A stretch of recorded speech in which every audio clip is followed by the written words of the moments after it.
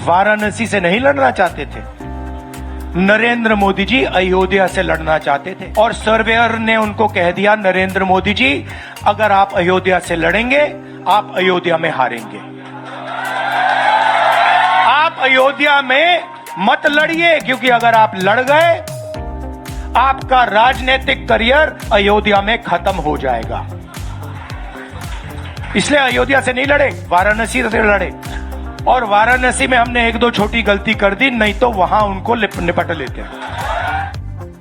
बनारस में इंडिया गठबंधन की वह छोटी सी गलती कहीं उस कील की तरह मामूली दिखने वाली गलती तो नहीं थी, जिसके बारे में राजा महाराजाओं के जमाने की लड़ाइयों के संदर्भ में कहा जाता था कि एक कील की वजह से राज्य खो जाता है। इस पॉडकास्ट में हम उस गलती के बारे में बात करेंगे जिसकी तरफ इशारा राहुल गांधी ने अपने भाषण में किया है।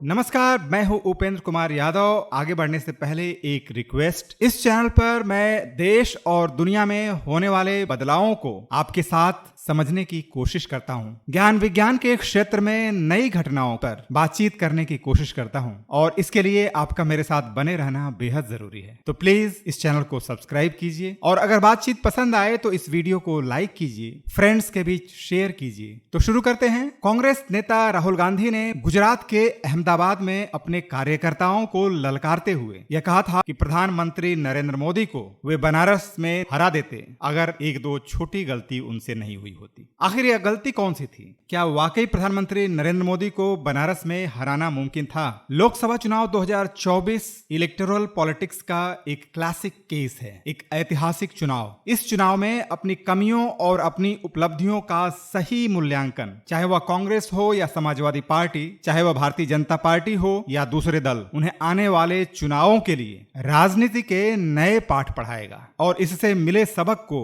जो पार्टी अपने आने वाले राजनीतिक गतिविधियों में लागू करेगी वह देश की राजनीति में मजबूती से अपनी पैर टिकाने में कामयाब होगी। एक सभा में राहुल गांधी ने कहा था कि प्रियंका गांधी को बनारस से खड़े होने के लिए कहा गया था। क्या प्रियंका गांधी का बनारस से खड़ा न होना ही वह गलती है जिसकी वजह से बनारस में वे प्रधानमंत्री नरेंद्र मोदी को शिकस्त नहीं दे पाए? इसे समझने के लिए हमें लोकसभा चुनाव 2024 को अच्छी तरह से जानना बेहद जरूरी है। जिस चुनाव से पहले किसी को उम्मीद नहीं थी कि इंडिया गठबंधन इस तरह का शानदार प्रदर्शन करेगा और बड़े बड़े विश्लेषक सिर्फ यह मान रहे थे कि भारतीय जनता पार्टी थोड़ी कमजोर होकर सत्ता में वापस आएगी। चुनाव के परिणाम आने के बाद यह स्पष्ट हो गया कि थोड़ी सी कसर रह गई, वरना इंडिया गठबंधन सरकार बनाती। इस बात का भी विश्लेषण करने की जरूरत है कि आखिर ये कमियां कहां रहीं। बहरहाल हम बात कर रहे हैं बनारस को लेकर। 2024 का लोकसभा चुनाव दरअसल एक विचार पर लड़ा गया था। यह इंडिया गठबंधन की उपलब्धि थी कि उसने पूरे चुनाव को एक विचारधारा के आसपास खड़ा कर दिया। भारतीय जनता पार्टी और नरेंद्र मोदी जिस तरह से चुनाव लड़ते हैं, यानी अपने विचार के आधार पर वे चुनाव को खड़ा कर देते हैं, उस दिशा में जाने की बजाय चाहे वह युवाओं को रोजगार देने के लिए उनके साथ न्याय की बात हो, किसानों के साथ न्याय की बात हो या श्रमिकों के साथ न्याय की बात हो, लोकसभा 2024 का चुनाव पूरा का पूरा इस न्याय के मसौदे के इर्द गिर्द खड़ा हो गया था। इसका एक उदाहरण कांग्रेस के मैनिफेस्टो का अप्रत्याशित रूप से डाउनलोड किया जाना था और देश के कोने कोने में उसे पढ़ा जाना था। दशकों बाद यह पहला चुनाव था जहां किसी पार्टी के मैनिफेस्टो को इस तरह से पढ़ा गया था और चुनाव का वह मुद्दा बना था। सबको उम्मीद थी कि बिहार और महाराष्ट्र में कांग्रेस और इंडिया गठबंधन चौंकाएंगे, लेकिन ठीक इसके उलट उत्तर प्रदेश में इस गठबंधन ने अपने प्रदर्शन से देश को चौंकाया और इसकी वजह यह थी कि चुनाव के तीसरे चरण के बाद उत्तर प्रदेश में अखिलेश यादव और राहुल गांधी का पूरी तरह से डटकर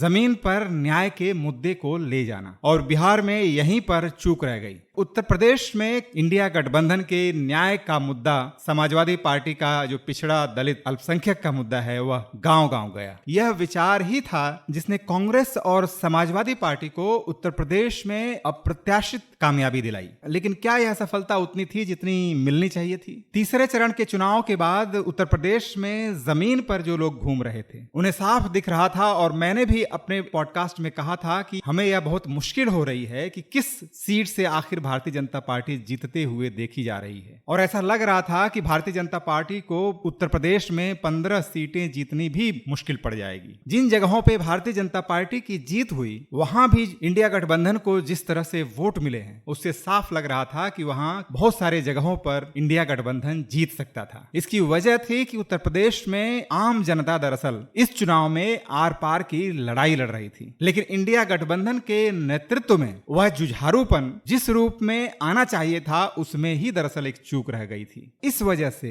पूरे चुनाव में जिस तरह की गर्माहट उत्तर प्रदेश में लाने की और जरूरत थी वहां कमी रही। और इसकी एक मिसाल है कि बनारस में डिंपल यादव और प्रियंका गांधी की सभा में जो भीड़ उमड़ी, उसके बाद इंडिया गठबंधन को लगातार आखिरी चरण के चुनाव तक वहां पे सभाएं और प्रचार जारी रखना चाहिए था, लेकिन ऐसा होते हुए नहीं देखा गया। वे बहुत मजबूती से लड़े और उन्होंने अपनी तरफ से कोई कसर नहीं उठा रखी। लेकिन जमीन पर समाजवादी पार्टी के कार्यकर्ता जिस जी जान से लड़ रहे थे, क्योंकि वह देख रहे थे कि जनता दरअसल आर पार की लड़ाई लड़ रही है। ऐसी स्थिति में इंडिया गठबंधन के तमाम नेताओं को उत्तर प्रदेश में चुनावी माहौल में और भी गर्मी लाने की जरूरत थी, और यहीं पर एक चूक हुई। हालांकि यह चूक बहुत बड़ी नहीं थी, क्योंकि वाकई इंडिया गठबंधन का नेतृत्व, समाजवादी पार्टी और कांग्रेस दोनों का ही नेतृत्व इस जगह डटा हुआ था, लेकिन इसके बावजूद उसमें थोड़ी कसर रह गई थी। दूसरी गलती क्या थी जिसकी तरफ इशारा राहुल गांधी ने किया है? दूसरी गलती बनारस में सही कैंडिडेट का चुनाव था। अजय राय कांग्रेस के बड़े नेता हैं, लेकिन प्रधानमंत्री नरेंद्र मोदी के खिलाफ अजय राय सही कैंडिडेट नहीं थे। इसके लिए मैं एक उदाहरण दूंगा। अयोध्या में जिसकी कोई कल्पना नहीं कर सकता था कि भारतीय जनता पार्टी चुनाव हार सकती है, वहां भारतीय जनता पार्टी चुनाव हार गई और इंडिया गठबंधन का एक ऐसा कैंडिडेट वहां जीता जिसे कोई नहीं जानता था। ऐसा क्यों हुआ? क्योंकि मैंने पहले ही कहा है कि चुनाव विचारों के, आइडिया के आधार पर लड़ा जाता है। हर चुनाव, इस चुनाव को इंडिया गठबंधन ने न्याय के मुद्दे पर खड़ा कर दिया था। इस न्याय के विचार के अनुकूल कैंडिडेट जहां भी रहे उन्हें वहां जीत हासिल हुई है। इसी का नतीजा था कि अयोध्या में अवधेश पासी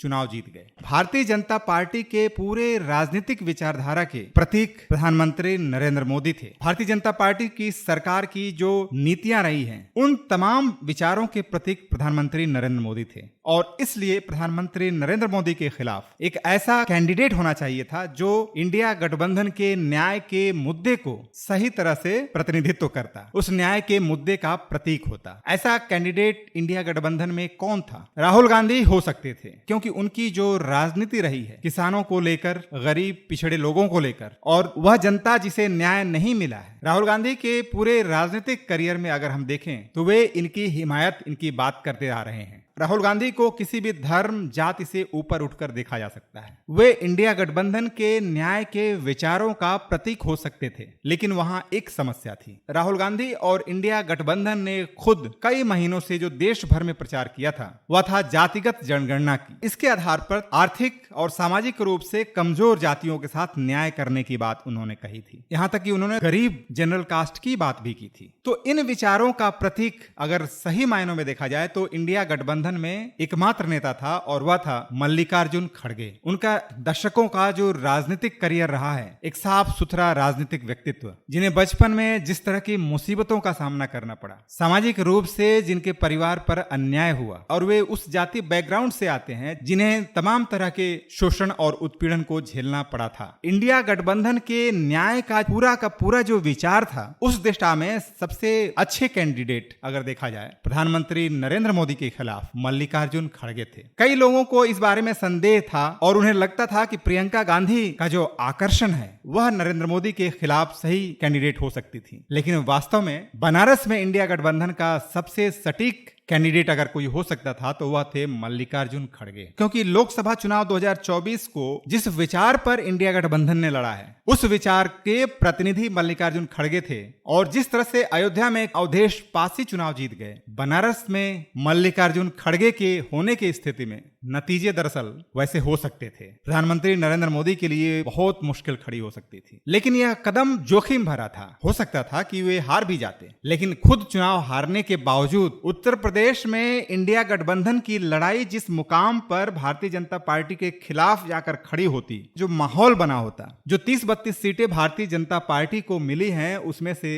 आधी से ज्यादा सीटें उसकी घट जाती और इंडिया गठबंधन के लिए यह बहुत बड़ा फायदा होता। इसका प्रभाव महाराष्ट्र और बिहार में भी देखा जाता। पूरा का पूरा लोकसभा चुनाव जिस आर पार की लड़ाई के मकाम पर खड़ा होता, वहां इंडिया गठबंधन के पक्ष में और भी बड़े पैमाने पर वोट पड़े होते और इस चुनाव को संभाल पाना बीजेपी के लिए बहुत मुश्किल होता। यही वह गलती थी जो इंडिया गठबंधन ने बनारस में किया। जनता जहां आर पार की लड़ाई लड़ने के मूड में हो, अगर नेतृत्व उससे 2 कदम आगे जाकर न लड़े तो नतीजे उस कदर चौंकाने वाले नहीं होते, जैसा कि अक्सर ऐसी स्थितियों में देखा जाता है। यह कोई बहुत बड़ी गलती नहीं थी, क्योंकि जो प्रदर्शन इंडिया गठबंधन ने किया है दरअसल उसकी उम्मीद भी इस चुनाव से पहले किसी को नहीं थी। तो ऐसे में भारतीय जनता पार्टी से टक्कर में खड़े होने की सोचना भी अपने आप में एक बहुत बड़े साहस का काम था और यह दुस्साहस इस चुनाव में शामिल विपक्ष के तमाम दलों ने किया, उसके नेताओं ने किया। लेकिन थोड़ी सी कसर दरअसल इस दिशा में यहीं पर रह गई, इसे वे बिल्कुल ही आर पार की लड़ाई लड़ने के मूड तक न ले जा सके। उसी वजह से बनारस में बीजेपी पर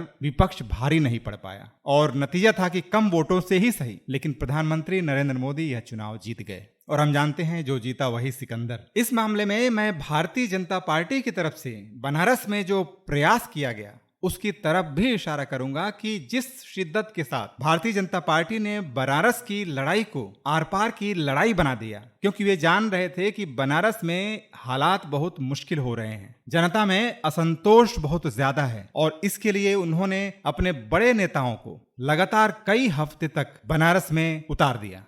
चुनाव में जमीनी हकीकत का जितना सटीक आकलन भारतीय जनता पार्टी करती है, इस मामले में अभी भी उससे बेहतर आकलन दूसरा कोई दल नहीं करता। यह भारतीय जनता पार्टी की बड़ी उपलब्धि है। 3-4 महीने से बनारस में स्थितियां समझ में आ रही थी। गरीब लोगों से बातचीत करने पर समझ में आ रहा था कि बनारस में भारतीय जनता पार्टी के लिए बहुत मुश्किल होने वाली है। सत्ता में होने पर जब अक्सर सत्ताधारी पार्टी से जमीनी हकीकत के आकलन में गलतियां होती हैं, बीजेपी ने बनारस की जमीनी हकीकत को समझ लिया, पहचान लिया और इसलिए तमाम बड़े नेताओं को बनारस में उतार दिया और इसका नतीजा भारतीय जनता पार्टी को मिला। उसने बनारस में दरअसल आर पार की लड़ाई लड़ी, उसकी रणनीतियां जो भी हों, चाहे जिस तरह से भी लड़ी हो, लेकिन बनारस में वह आर पार की लड़ाई लड़ रही थी। इसका फायदा भारतीय जनता पार्टी को बनारस में हुआ। अगर विपक्ष को भारतीय जनता पार्टी से मुकाबला करना है, जीत हासिल करनी है, तो इस चुनाव में अपनी तमाम गलतियों का सही असेसमेंट बेहद जरूरी है, क्योंकि यही वह नॉलेज है जो धीरे धीरे विपक्ष को वह शक्ति देगा जहां वह सत्ता के साथ मजबूती से लड़ पाएगा। इस विश्लेषण से हम किस नतीजे पर पहुंचते हैं? वह छोटी सी गलती कहीं उस मामूली कील की तरह तो नहीं जिसकी वजह से पुराने जमाने में राज्य खो जाता था। आपको यह विश्लेषण कैसा लगा? अपनी राय मुझे बताइएगा जरूर। इस लोकसभा चुनाव को समझने के लिए अगर कुछ नया इंसाइट आप देना चाहें तो कमेंट बॉक्स में जरूर लिखें। इस वीडियो को शेयर कीजिए, लाइक कीजिए और बने रहिए मेरे साथ। धन्यवाद।